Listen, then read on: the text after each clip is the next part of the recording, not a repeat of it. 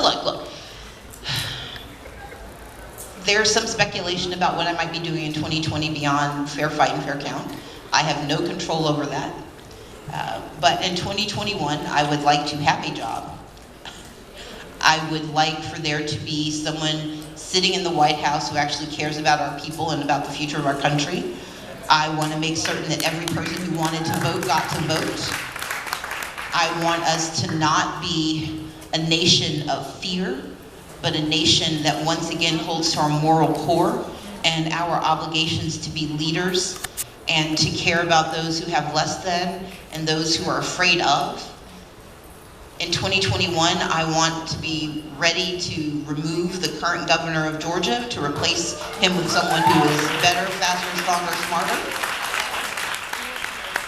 And I want us to have a state legislature where the House of Representatives in Georgia is comprised of Democrats, so that when we do when we draw the districts, we are not gerrymandering politicians so they can pick their people. People are picking their politicians.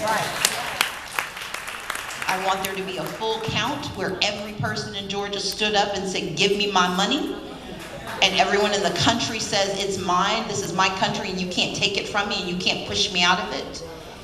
But most of all, I want people to believe that their power to create change as creatives, as citizens, as residents, as people, that our power to shape who we're going to be is real.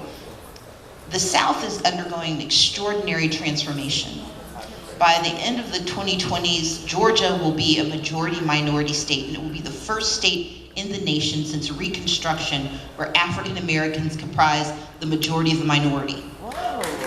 Yeah. But we'll also be a state where we have one of the highest populations of Latinos, Asian Americans, and we're going to have to peacefully coexist and successfully coexist with a now minority white community that's not going anywhere. And the reality is there is nothing inherent in who we are that says we cannot work together. In my campaign, we increased every single community of color's participation, but I also increased white participation for the Democratic Party for the first time in 30 years. And what that means is that as every creative in here knows, we have to build coalition. We have to build coalition across so many different degrees of difference that sometimes, because the money's so good, we forget that the difficulties are there. We've got to remember that the opportunity is there in every facet of our lives, and as creatives, you have the best opportunity to transform what that looks like.